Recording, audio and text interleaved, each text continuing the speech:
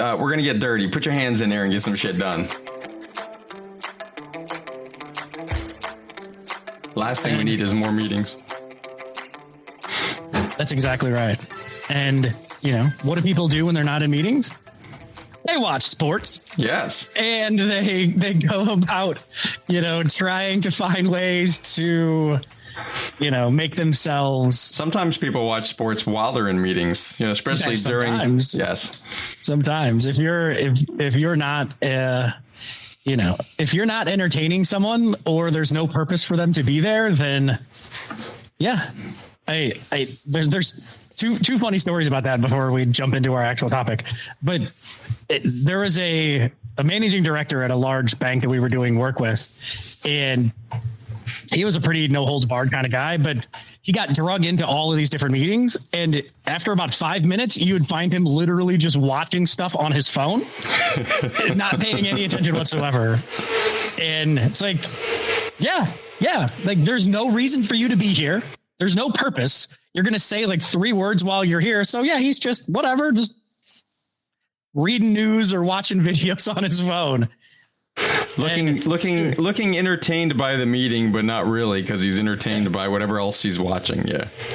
But he at least wasn't an ass about it. The other guy that I'm talking to, this was quite a while ago, but if you were even in a meeting of like one-on-one or whatever, and he was kind of looking at you across his desk, if he got bored at any particular time, he would just kind of swivel his chair around to his desk and just start doing things.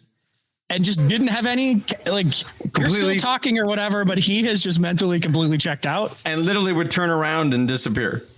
Basically, yeah. Oh, that is awesome. Turn his back completely to you, but it would be just kind of like at a 90-degree angle, and he would just start doing things. That is great. That's where I like my 2 camera setup, where I can switch to my wide screen and go to the wide view.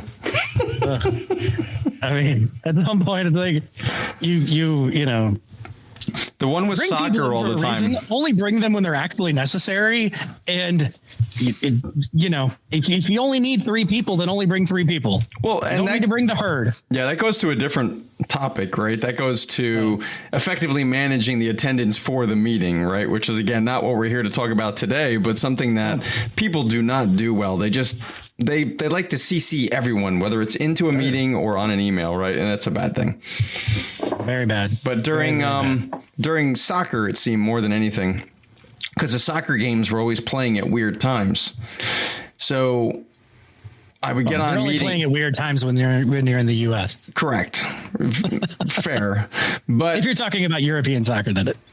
Yeah. Well, most people don't watch soccer in the U.S. still, I think. You'd get on. More and more popular, believe it or not. But it's still like from like a top 5 sports, it's nowhere even close. No, because we don't have time for it. And I don't mean time in our own personal time, but if you look at all the sports we have in the U.S. today, each one takes up a time block and a seasonal block. So when you think about how much time you personally spend to watch sports, if I add another sport, you're like, well, I don't know where to add it in. I already watch basketball during this time. I watch baseball at this time. I watch football at this time. I might watch hockey at this time. And you're like, oh, now you want me to watch soccer. I don't know where to fit it in. So that makes it difficult for somebody to decide which one do they drop to watch soccer. So here's some interesting stats. This is up to 2017, and I believe that this has actually happened now. But some stats from Gallup around the top 4 sports in the U.S. And so up until the mid 60s, baseball was king by a mile. But around 1970-ish, American football became the pure king. But going up until 2017, basketball actually overtook baseball as more popular. And then now soccer is about to overtake baseball as a more popular sport. Yeah. Which I like soccer over baseball anyway. So I'm okay with that, but that's interesting stats, I guess. And I guess my question would end up being, is that more for the U.S. teams, because our teams are not as popular, I think, than worldwide? Or is that just generally because the population is starting to watch soccer globally, right? So we're watching some of the really high-end teams that are coming from other countries. I think it has a lot to do with the availability of soccer from around the world. Yeah. I mean, soccer is by far the most popular sport in the world. Like, worldwide, yes. Worldwide. I mean, it is, I think the World Cup brings in something like 4 billion views. And where if you look at something like the Super Bowl brings in around 100-ish million views. Yeah. And so those aren't even close. I mean, and I know the World Cup is not a singular event, so it's a little bit, not, apples and oranges kind of comparison, but.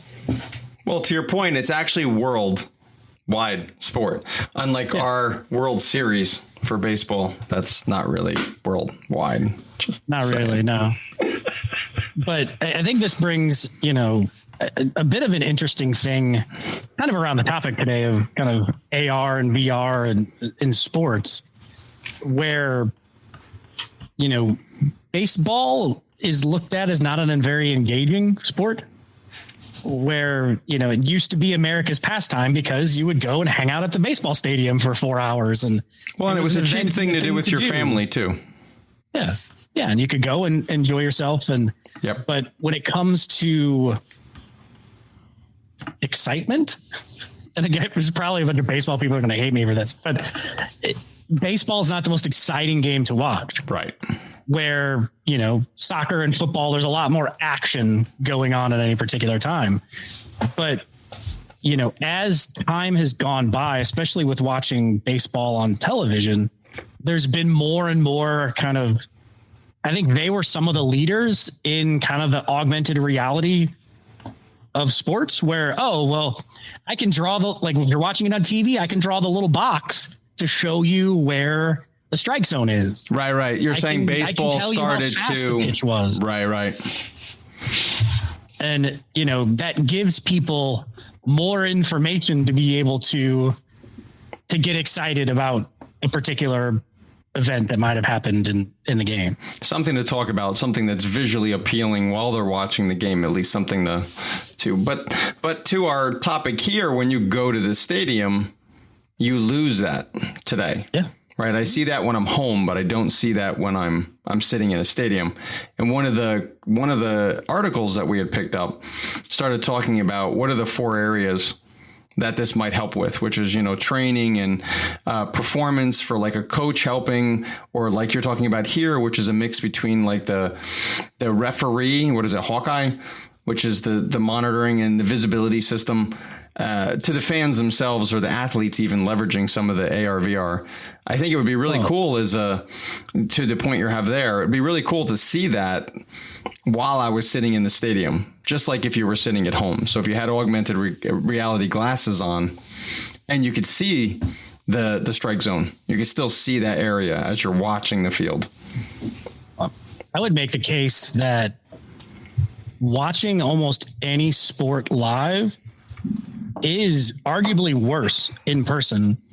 Like the actual, the atmosphere is much better. The camaraderie of the crowd, and the energy, all of that you can't get anywhere else. But the actual enjoyment of the game is far worse if you're in a stadium trying to watch it.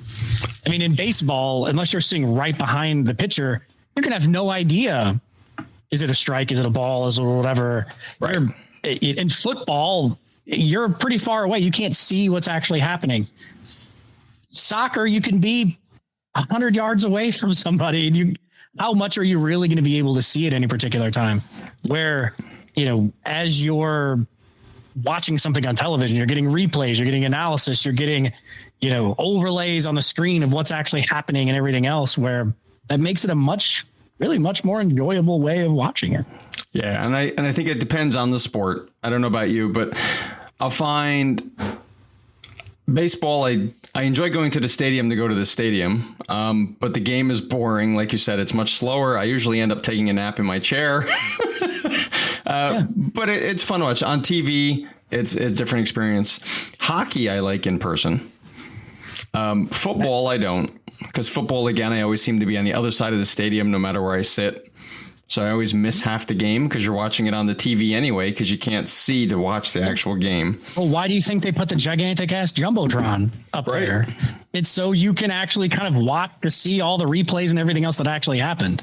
Right. But then I've fought through traffic. I've stood on all these lines. I had to go through a TSA pre kind of line, just like I was at the airport to get into the stadium at this point, because everybody's, beers. Yep. $100 and something in food. Yeah. Yeah. I think it's interesting as you start to think about, the in-person experience can be interesting, but I think we're going to end up moving further and further away from in-person in a lot of ways. People are always going to want to go, but there's so much against it. And like you just said, I mean, you're going to go spend hundreds and hundreds of dollars and have a subpar experience. Like if you actually like the sport and you like the game, you're probably going to want to watch it with some other kind of augmented reality kind of thing. If you're like, we've talked about the Apple Vision Pro and stuff like that.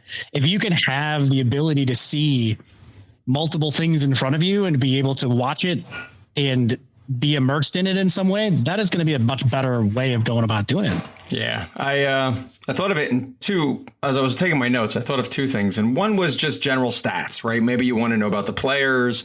You want to know how the team is currently doing overall. And pulling up that information, I think someone would enjoy that. They'd find that useful. Mm-hmm.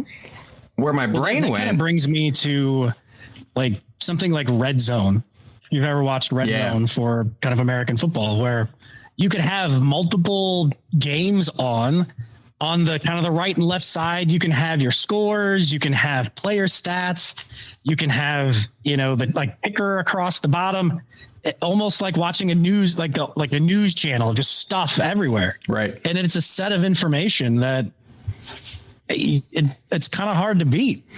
Now, what I thought would be interesting, let's add to that. The thing I think is interesting is now if I have virtual teams that I create, like let's say I play, I haven't played in forever, but fantasy football, or you play fantasy baseball, something like that. The ability to create my team and then see the stats of my team while I'm watching the game that I'm watching. So I can flip back and forth to see, I might be watching, let's say I'm doing fantasy football. I'm watching real time the game where my quarterback is playing, but I want to see how the rest of my teams and my stats of my team are doing overall to know am I winning or am I losing against my fantasy teams, and the ability to see that in an augmented reality format. So as I'm enjoying one game, I'm also watching the spot where I'm betting. So it's the idea of being able to enhance our ability to bet if you bet, or just play that fantasy game against some friends at work, or friends you have in the real world.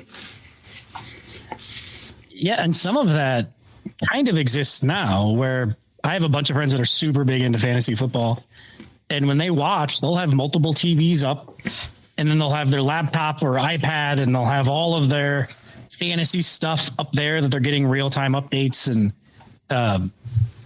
that's not one cohesive view, but I could see someone easily putting that together into, like, I think the Vision Pro really is where something like this shines, where you can have, inside of that visual space, you could have that, Chrome tab or whatever thing open, and then have another spot where you're watching the video or multiple videos. You could have your betting app there, and just by looking at something, and you can visually kind of click on it, and you can move things around and do things inside of that kind of augmented world that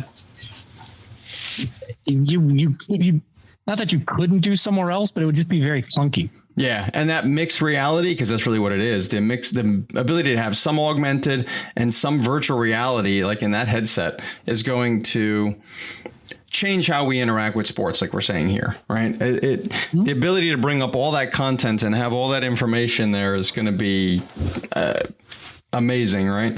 I think in that same space, I think our betting world, the betting world in general around sports is going to change, because though fantasy football's there, we also have the ability to now get more real-time interaction with the game. So now what if I like betting on sports in my headset, in my either my phone as an augmented reality, or we keep going to the headsets, but because I think they'll be better. Like having normal sunglasses at some point that can give you this data is going to be amazing, right? But what if I can do enhanced betting? I can quickly bet on a game while I'm watching it, right? Betting companies are going to love that. Now, what if I have the ability to add some machine learning into this, and I'm running my own statistics on all the games I'm watching? Right now, this is taking it out of the headset a little bit, but it's taking the information to the next level, which is now I'm doing predictive analytics for myself based on what I'm watching, based on all the data I pull together to make predictions on how I want to bet. Like this could go down all kinds of paths, but I think it adds another level of interaction into a game that we don't get today, which would thus allow more people to enjoy the game in different ways and allow for maybe that audience, as you mentioned earlier, to continue to increase for certain games or certain types of games. I agree. I think there's you kind of bring up the sports betting, and there's in my opinion, a lot of negative that has also come with sports betting in that kind of way. And at least I think that betting is kind of the driver behind some of this. But one of the issues that has come up over the last 10 years or so, it has really been so like in soccer, so like European soccer, they have VAR, which is the virtual assistant referee. Right. In a lot of other sports, they have the kind of the video, Hawkeye. So Hawkeye, right? I think is different. Okay. But you have the instant replay, frame by frame. Yeah, it was the video assistance, the video assistance referee, right? Where they do the instant replay like that. Well, and here's the problem that has come up, where you hear people talk about they're trying to, especially in this AR space, we're trying to make sports more fair.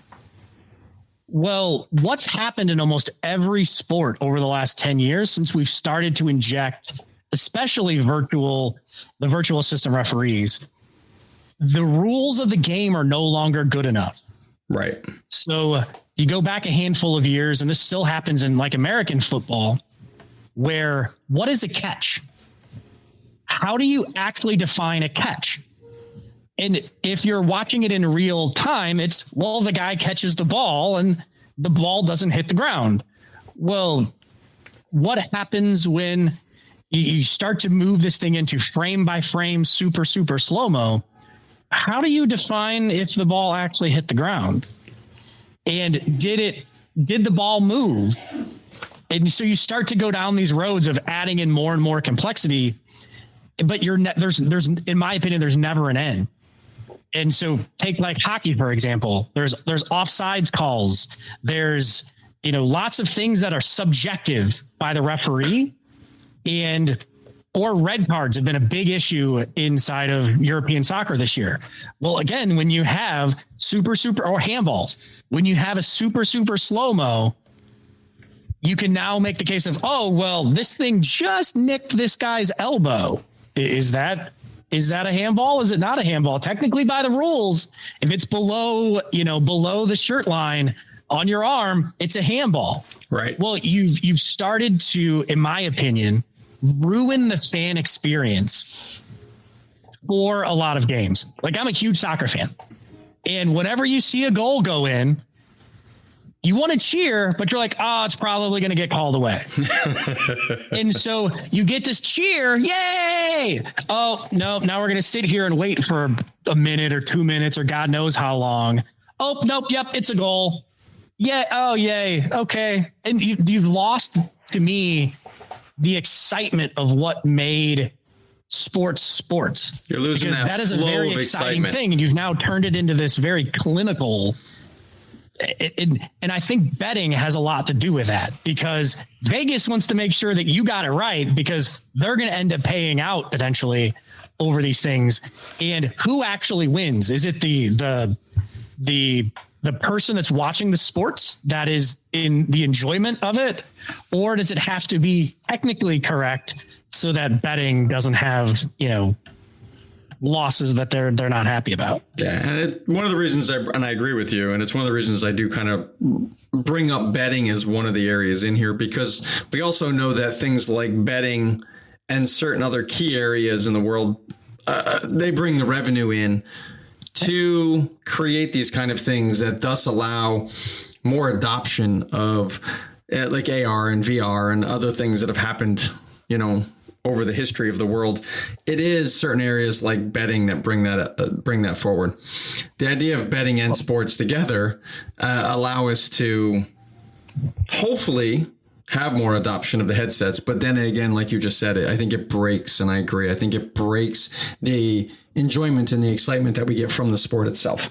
The idea of having it tell you every time whether somebody played perfectly or not.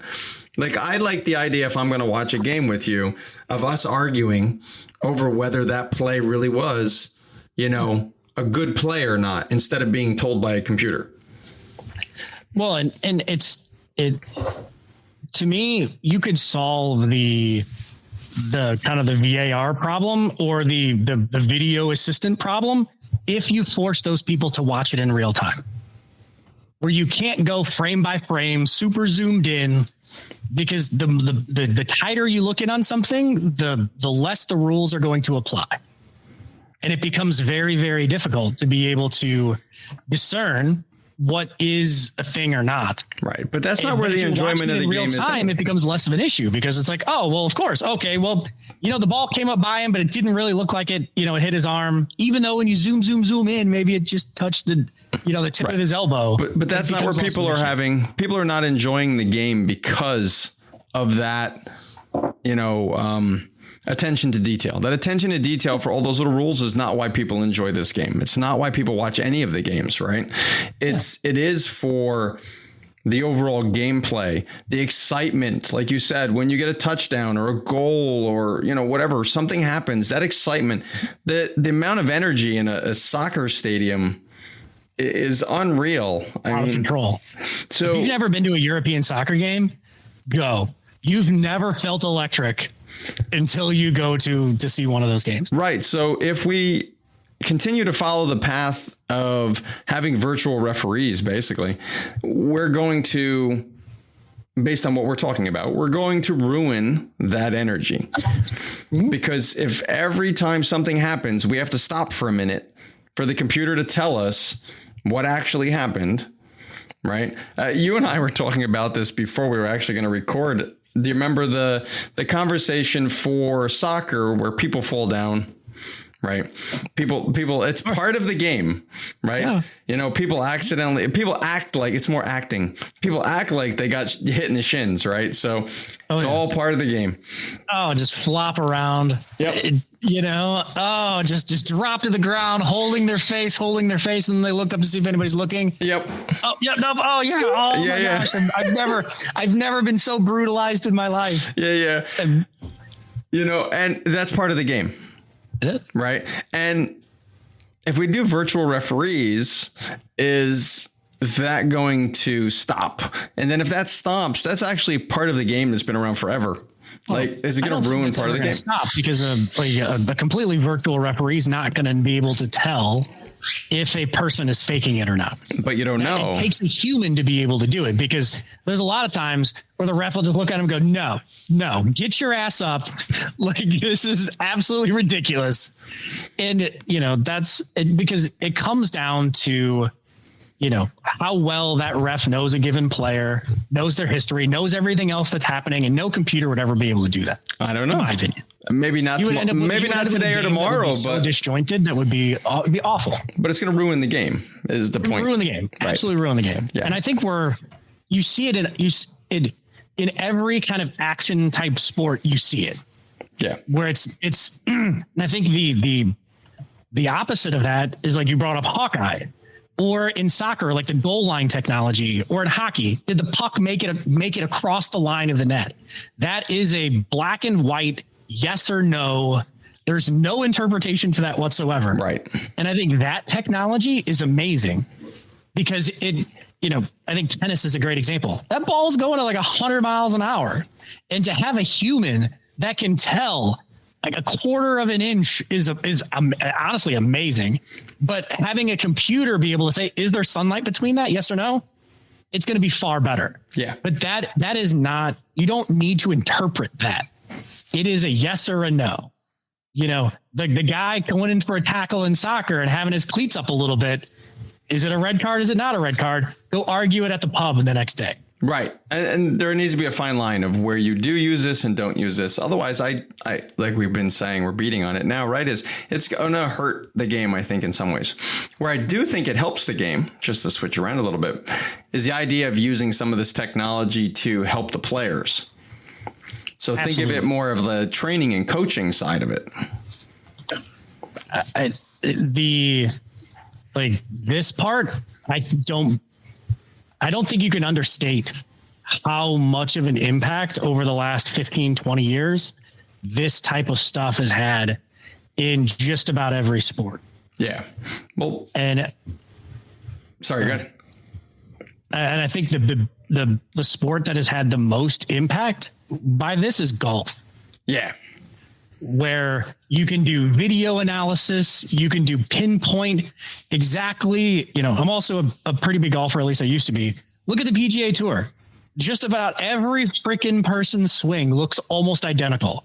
You go back 20 years ago and everybody had a completely different swing. Right. Now you've got just these textbook perfect, just picture perfect swings because they've had video, they've had, kind of the TrackMans of the world. And for people that may not know what a TrackMan is, it gives you departure at like the angle, spin, every freaking number you can come up with, launch angles, all of these different things you can hit this perfect.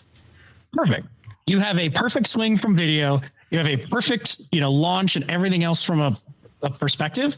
And it just absolutely, and they've all just turned into just from I'll jump to that in a second, but it just comes out perfect. And if you can go and mimic this, then great, just go do it. Well, the systems now help them to do that, right? Is if you can do your golf swing analysis. Do you remember that old thing that was on TV? It was an infomercial it was PVC pipe in a big circle. And if you laid your club against it, you could try to get the perfect swing based on the circle, right? But now you can put the virtual reality. So in my mind, if I was going to go learn this, I'd want to see my swing and I'd want to understand my body position. So some of this might be the ability to do AR, VR, like we're saying, but also a little IoT, right? And I have some way for it to monitor my stance and everything else. Or if somebody's coaching me, they're using the headset standing and watching me. So then I'm getting that input from their visual as well as my visual. Then I want to be able to I want to look down the fairway and I want to be able to do some distance tracking so I can see that I know it's, 100 foot to the flag and I should use this iron and this is how I should swing it. And then I want to see how it happens. So what I think is going to happen, what actually happens, and then I get before and after. Like all this information would allow me to get better faster. And I think that's where exactly what happens. That TrackMan will give you to basically the centimeter how far you've hit it. Yeah, and it will give you all of it. Yeah, it's great. You can, it'll tell you, even in the indoor monitors, it'll give you the exact flight path of what that ball is going to do. And like if you watch any kind of golf, it's, I need a 76-yard shot. And I guarantee you that pro has a 76-yard shot. And a 74-yard shot and a 79-yard shot. Right. Like, you wouldn't think so, but they practice, especially in those the wedges, they practice all of those yardages so much that, and through TrackMan and through everything else, oh, well, hit that one a little bad. It's going to go a little bit. They know almost instantly because they have so much information. Yeah, and they've created that muscle memory, so they know how fast to swing, how slow to swing, what angle to hold it, like everything. They've done it so often. Yeah, and you can see it in the driving distance for the PGA Tour. You go back to like the mid '80s, and the average driving distance on tour was 278.2. So of the 150-ish people that are on the PGA Tour, the average driving distance was 278.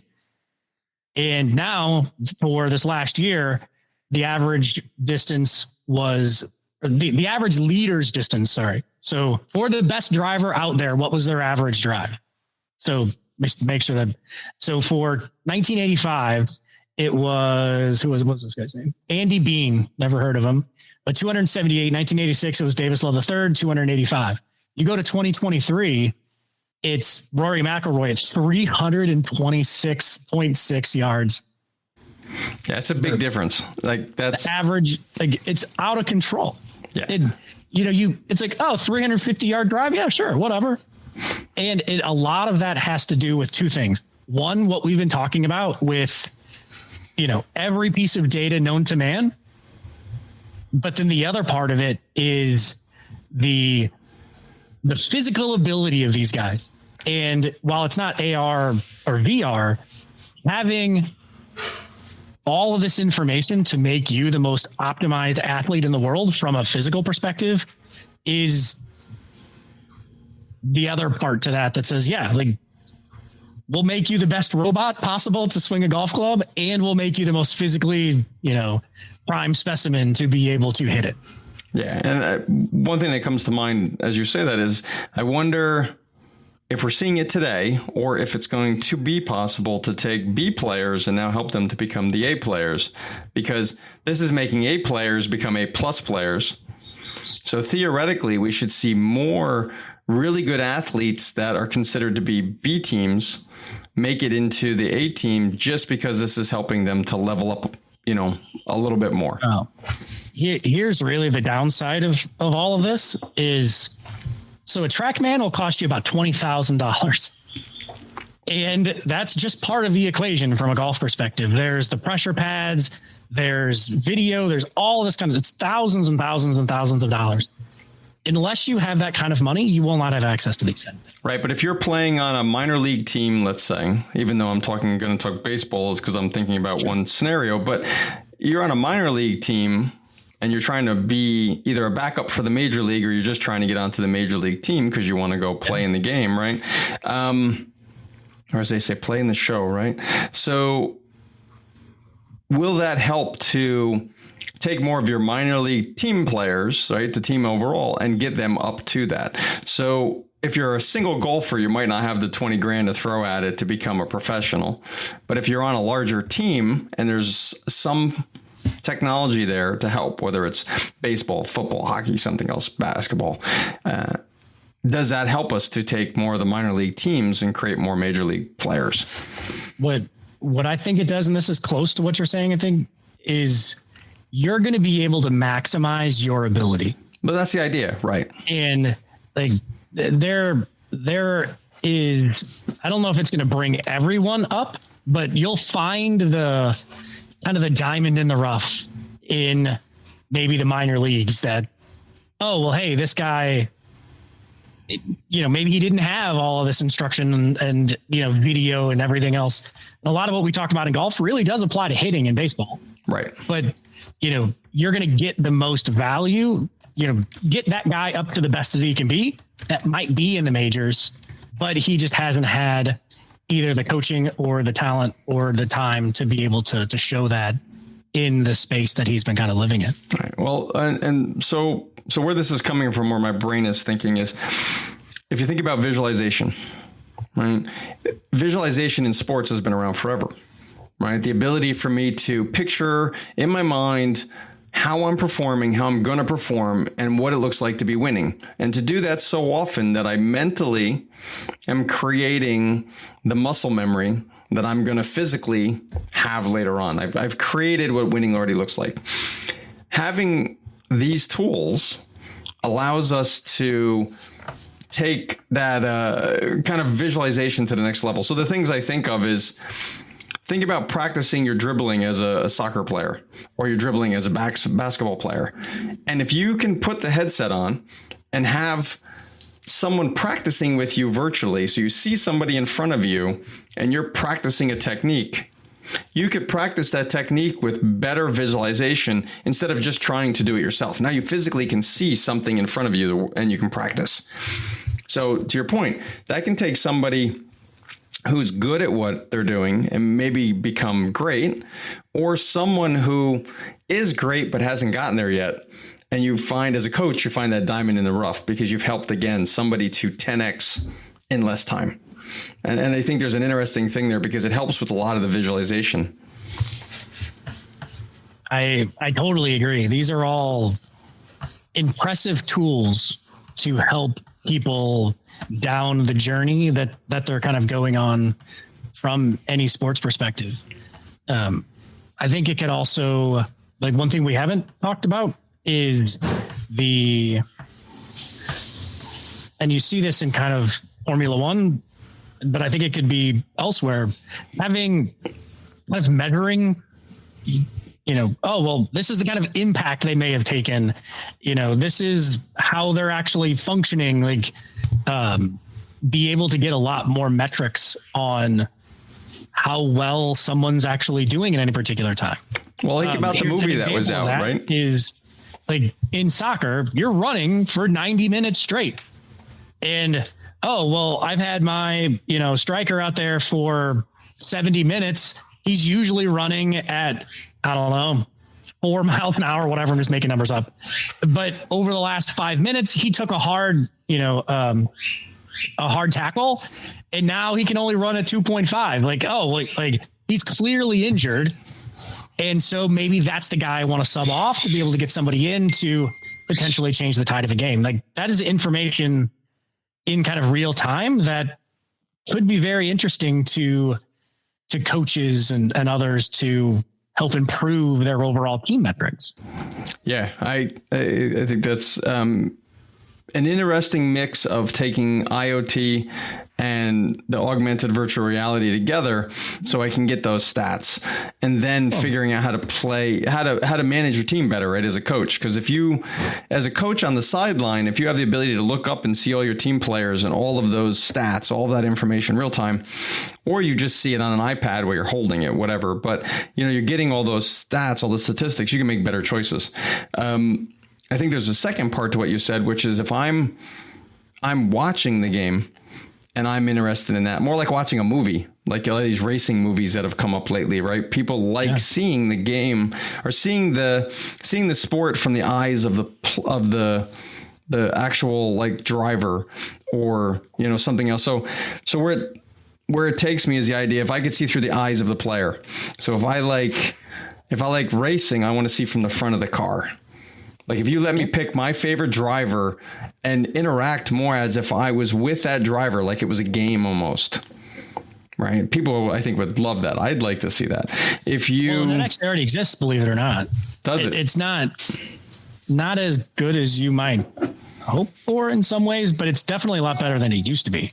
So Sky Sports does a lot of the F1 coverage, at least definitely here in the States, made through ESPN. But you can, through their kind of system, you can be in the cab with every driver and watch what's actually happening. And you can see their throttle and their brake and their shifting and basically everything. And you can just follow them through the entire race if you wanted to. You see, and I think and I didn't know that existed because I don't watch a lot of racing, but I enjoyed watching the movies. Though. So when I saw the movies, then it made, just like a lot of people, it made me like have a little bit of an interest, right? To go back and see how is racing nowadays? How can I interact with the drivers and that kind of stuff?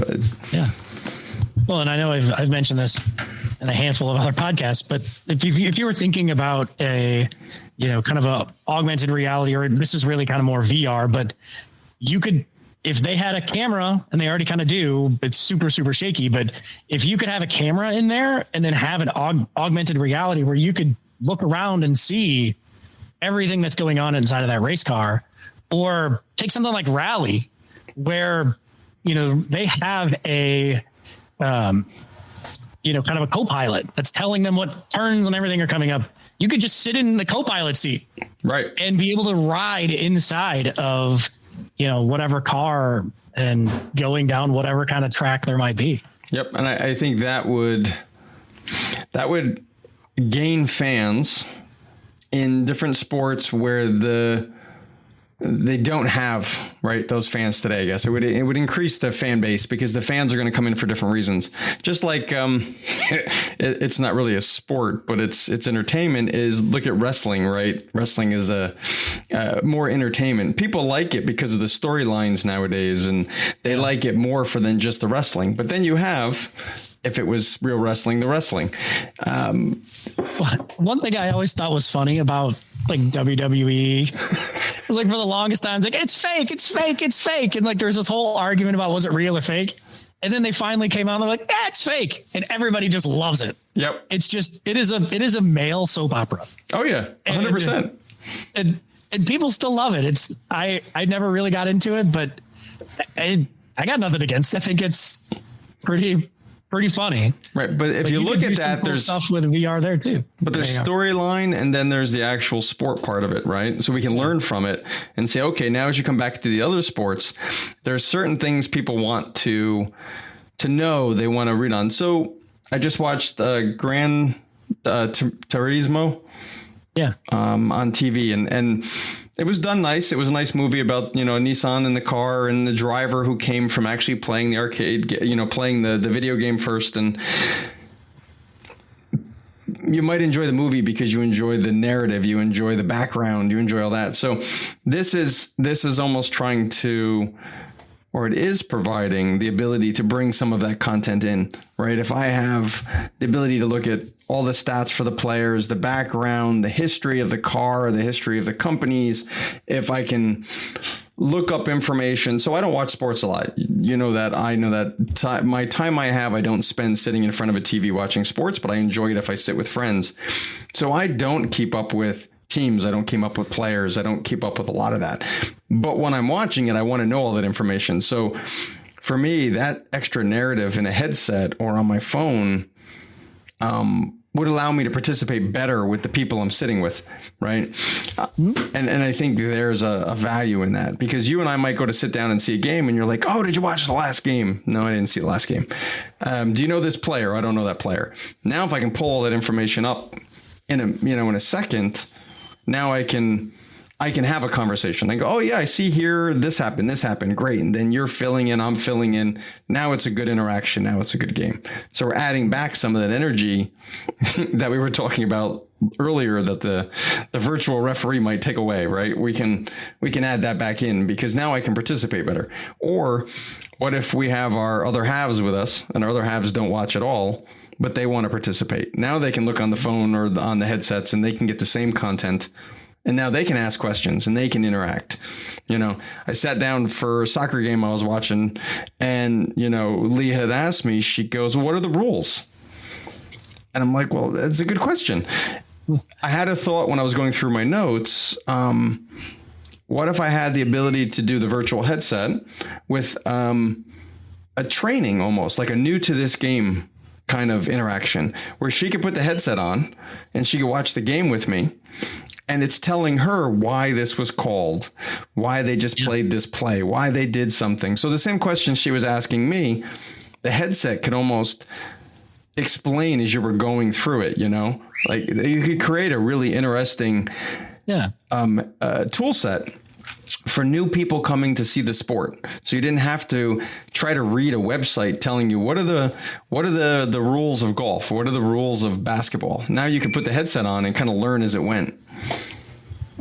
Yeah, and that's another concept that has kind of come up of creating kind of smaller games out of these kind of bigger sports, where you've seen, like skill competition in hockey. Like they do that every year. The basketball, they've tried out like 3-on-3 kind of competitions instead of, full teams. There's the like Tiger Woods and Rory McIlroy are really putting together a kind of tech infused indoor golf league, which is kind of the epitome of embedding tech with golf. Golf is generally played on this gigantic 18-hole course that's 100 plus acres usually. Well, they've come up with, like, it's called the TGL, but it was supposed to start in January, but it got bumped out a year. But they're playing essentially in a stadium where they have this gigantic monitor. The long shots are going to be done on a simulator. So like what we talked about before, but the shorter shots are going to be played live. Like there's going to be grass, there's going to be sand, there's going to be a green of some sort that changes. Okay. Where they can change the undulation of greens. So basically the drives are going to be done on a simulator and the rest of it is going to be done kind of live in front of us, in front of a big stadium. Kind of the Top Golf turned into something more interesting. And it's got just tech infused through all of it. It's a team game, where it's team versus team. And the rules are much simpler. And it's only going to be like an hour long. So instead of sitting around watching 4 hours of golf coverage Thursday through Sunday, you can basically watch this happen in an hour on Monday night. Yeah. I wonder if some of this is going to ruin sports in some ways instead of actually helping it. Like, can you get like anything, right? Can we do too much? Do we take away some of what the game actually was by creating these small games, because consumption for people is smaller, right? People look at things on their phone. They don't read an entire article anymore. They only read the headlines, or, we have attention deficit. So now are we doing that to sports where we think this is going to help? It's actually going to hurt. Well, so this is where we're, you can just call us boomers. But the younger generation and these traditional sports don't get along. A lot of younger people aren't watching a lot of these sports. They're just not. And a lot of this I think a lot of what you're seeing here is something trying to make some of these things more relevant and to keep the sport from dying in general. Like golf is a great example. The average, and I'm pulling this off the top of my mind, so please, if I get it wrong, this is close. But the average age of a viewer of PGA Tour is like 65 years old. Right. Something like that. And that's not been changing. And so how do the popularity of something like Topgolf has hit all kinds of, age ranges. People love it. It's just blowing up everywhere. So how do you take a sport that is still loved by a majority of people, but bring it into the younger generations and give it to people in a way that is a lot more palatable? To your point about, Leah watching a game with you, it's hard to figure out all the rules of soccer. But if you're playing a match against someone in golf, they got to get the ball in the hole faster than this guy. Right. Is basically the rules, right? But I don't know. I think I think we're going to have to see how that plays out with, the traditional sports numbers, betting, these new kind of weird things people are trying to put together. It's going to be interesting to see what the future of some of this looks like. And like the other item to this is the interactive stadiums. When it comes up, right? So they have the LA Rams, right? The Los Angeles Stadium did the ability to take. Bitter about that. Huh? I said I am a little bitter about that. Well, you may not know, but the Rams were in St. Louis for a time, and they left. So, and that bothers you. I see. No, it's I hit a nerve. But think about the idea with the stadium anyway. And you can take pictures with fans, and then you can share it on social media.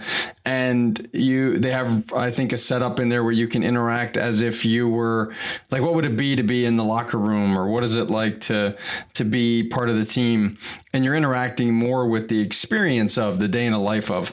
Now, does that bring, like you said, more of the younger generation in, because now it's more like a video game? It's more of a social media type of an event instead of just a sporting event.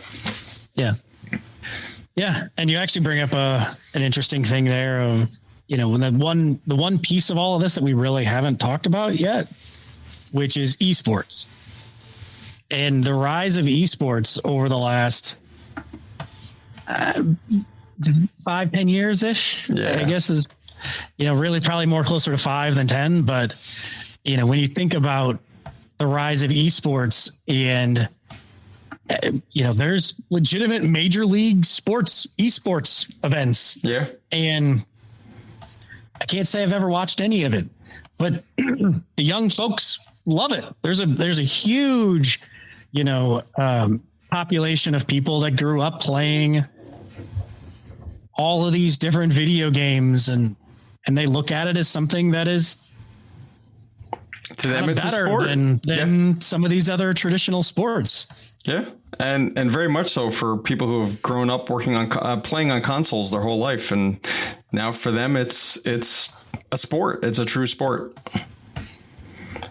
League of Legends, right? That was one. I mean, I watched some of them online, and I have no problem watching them online. It was nice to put in the background. I don't know how that's going to interact with like regular sports. Are we going to get to a point in time where the sports that we know today that we say are sports all become virtual online, and then does it switch over to a digital aspect only, where people are watching on TV only, watching virtually only. So now the players are virtual. Now all the screens are virtual. All the information is virtual, and there's no one actually playing anymore. I don't know. I don't know if we'll ever get that far. I mean, ever is a long, long time, but. Well, we'll be gone by the time it might happen, but we've seen enough sci-fi shows to wonder if that could actually happen. Yeah, I think there's always going to be something about, kind of humans playing sports. I mean, yes, it's a human playing a video game, but I don't know. Again, this is just me talking as a boomer, I guess, but I don't see how that's going to completely take over. But it's definitely going to take a big chunk. I think it supports a certain group of people who definitely enjoy that and those types of sports over regular sports. But I do think that the rise of esports is indicative of regular sports kind of maybe degrading a bit as certain age groups of people start to die off, I guess, right? Well, so you definitely see it in the kind of minor, kids playing sports, like kids playing baseball and soccer and football. Those numbers are way down, right? Way down. And, that does coincide with the rise of these, kind of esports. If you were a kid that never got pushed outside like we did or I did to play sports, our parents threw us out of the house, go do something. Don't come back till it's getting dark. And so you went with your friends and you played football on, Sundays in the mud, and you played soccer and you ran around and, you did stuff. You were outside all the time. Yeah. You weren't on a computer. And nowadays, I don't think it's the same. Nowadays, it's kids are on their phones all the time. They're playing computer games all day long. The movie I mentioned that I watched recently was about a kid playing a race simulator in his bedroom every day, all day. He never left the house. He pretty much played a race car simulator, at his house all day. So he wasn't going to go and run around and kick a soccer ball. That was the entire, movie. Yeah. Well, I think there's also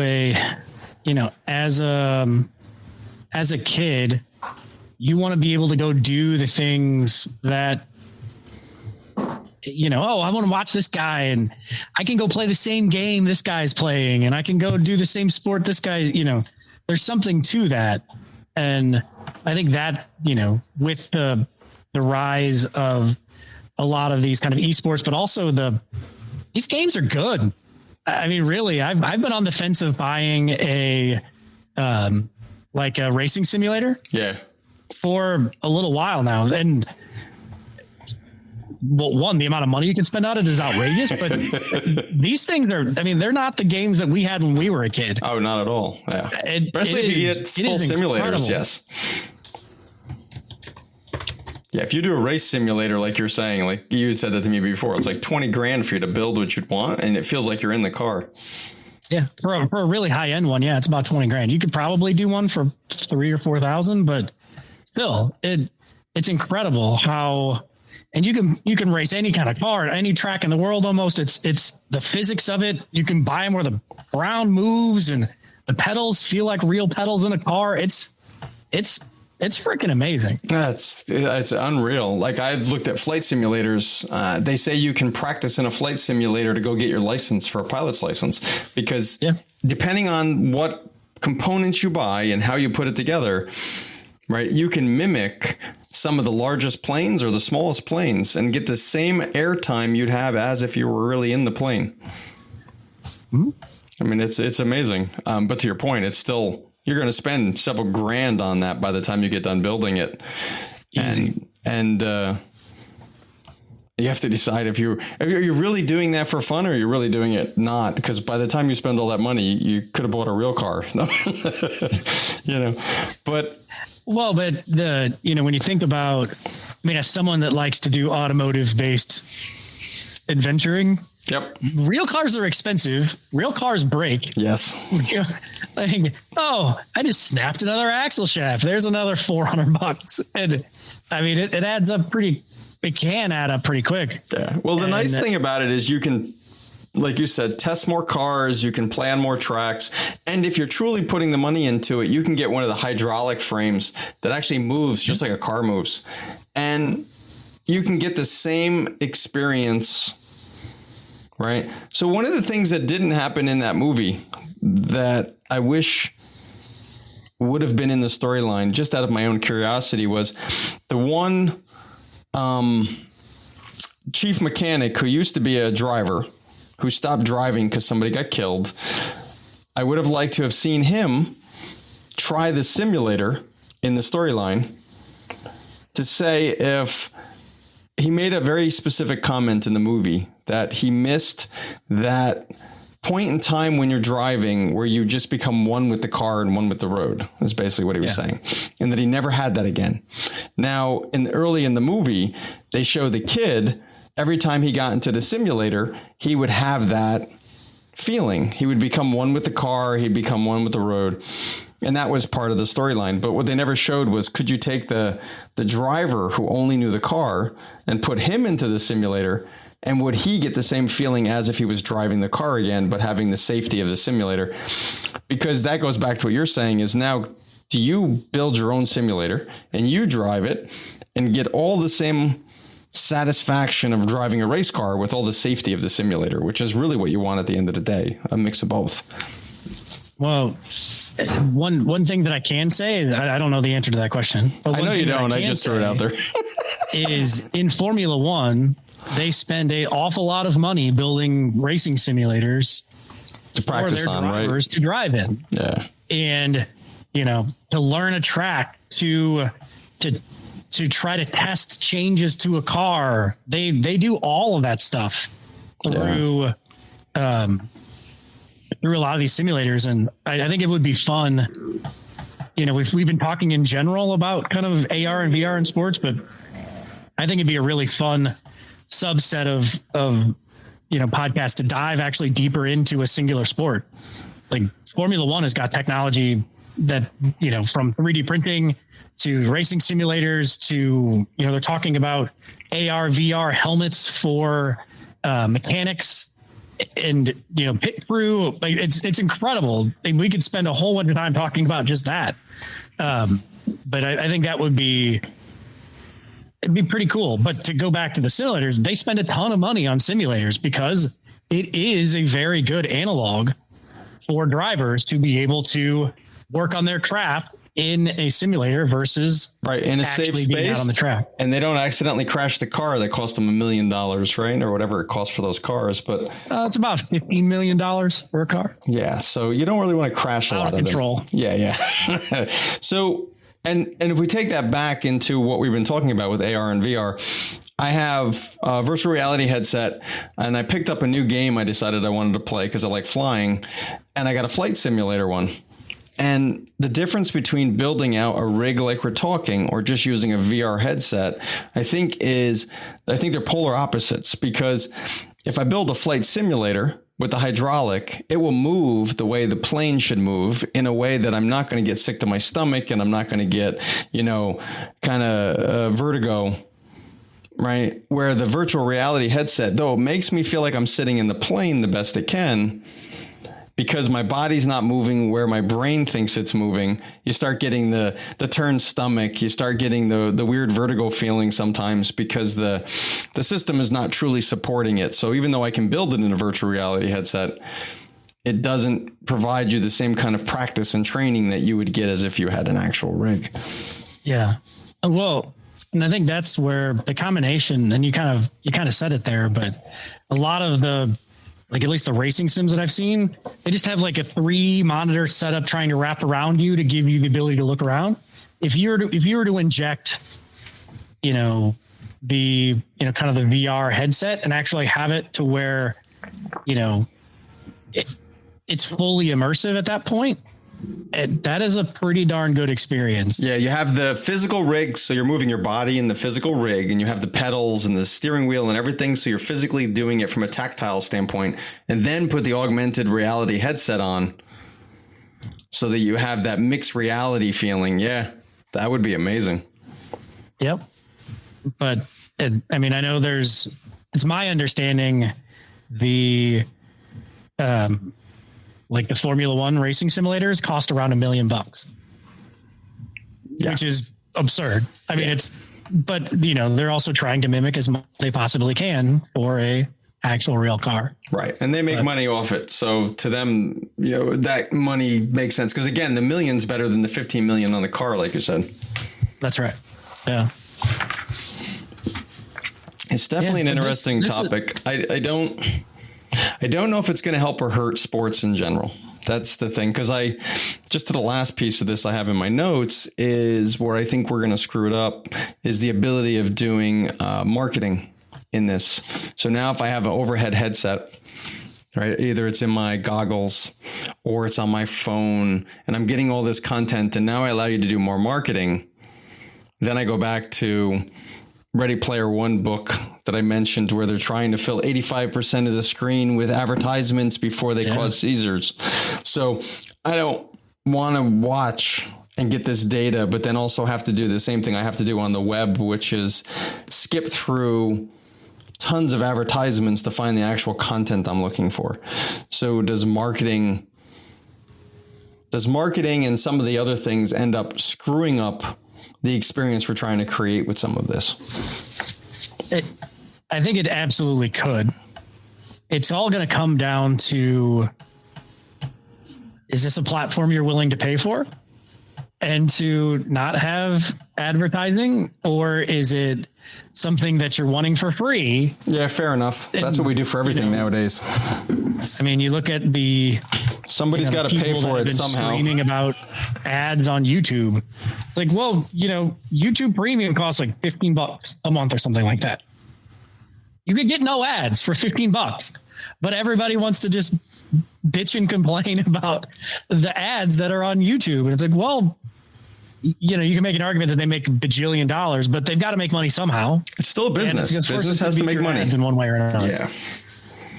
Yeah, that's true. So, I mean, in this space, when I think of like the, kind of the mixed reality or virtual reality, or, I always go back to the Vision Pro, but like, if you were to build that space, you could have well thought out ads in there that weren't just completely intrusive.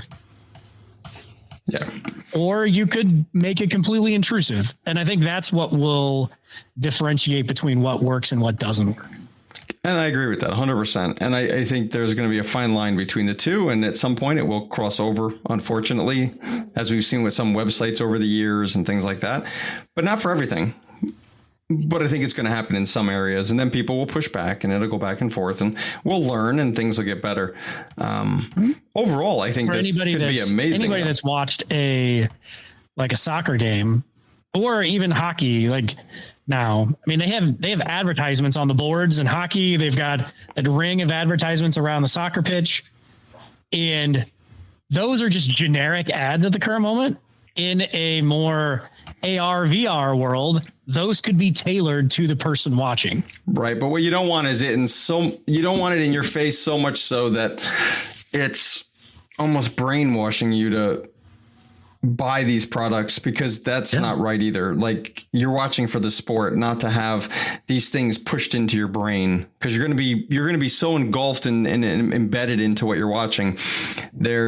Has to be a responsibility of the organizations to not. It's tough because everybody's trying to make money too. So there's a fine line. That's all. Well, I don't know if you've ever seen the documentary Futurama. No, I don't think so. In there they talk about, it's not a documentary, it's a cartoon show on, but they talk about, there's an episode where, Fry, who's one of the main characters, wakes up and he wants to go buy this pair of underwear. Well, he just has this ultimate desire to go buy it. Well, it's because they were injecting ads into his dream. That's kind of what I'm talking about. And, it's like, oh God, like at that point, it's like, we've gone, oh my God, how far have we actually gone? But, I think that's the funny, kind of, well, hopefully funny kind of dystopian view of things. That's the Black Mirror version of it. A decent kind of middle ground of, hey, well, here's, we're doing this, we're doing that. Like, of course there's going to need the ads, but we can make it not suck quite as much as some of the things that we've seen now. Yeah. It's the Black Mirror version of where all this goes. Yeah. I do overall think this is going to be amazing when you look at it from the coach and the players training side of it. I think could be pretty amazing. And I think the interactive while watching the game. So you're giving more stats and information and details that you might want to ingest. Like, I think those parts would be really good.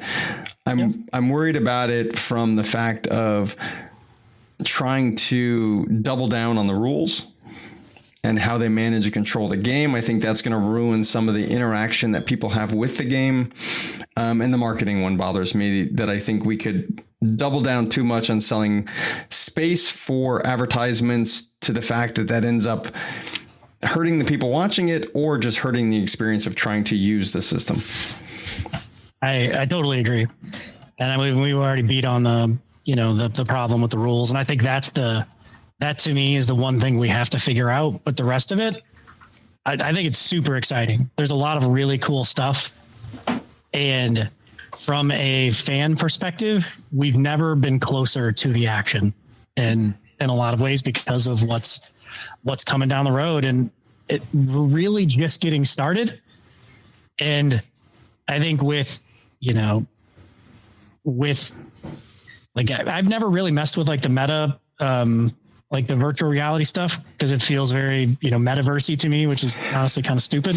But what I'm hoping for with like the Vision Pro, this is the catalyst that really starts to give people a platform to use for that. Yeah, it makes sense really of why you've had iPads, you've had phones, you've had things like that, but you've not really had a great immersive experience. And I think this might be finally the way to be able to help. Yeah, this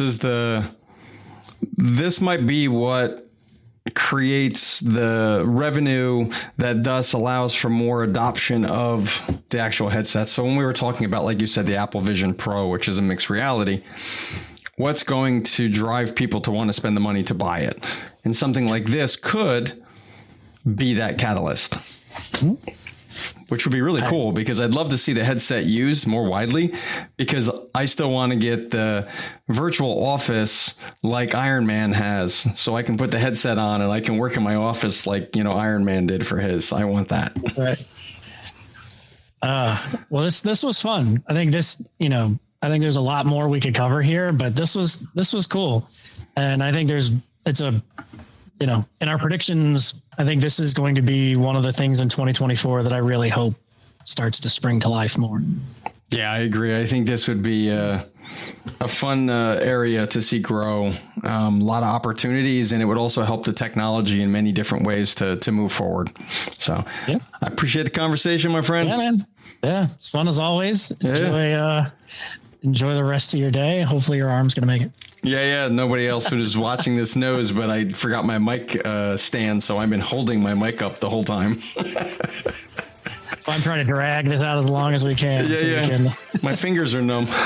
There you go. But this was fun. So thanks, everybody. And if you haven't checked out our website, please do. ThinkBigCodeSmall.io. We've got a bunch of written content there. We've also just spun up the YouTube page, everything else. So give it a shot. Let us know what you think. Yeah, and we're going to play with some video coming into January here. There you go. Yeah, cool. Thank you, my friend. Thanks, man. Appreciate it. Cheers. Cheers.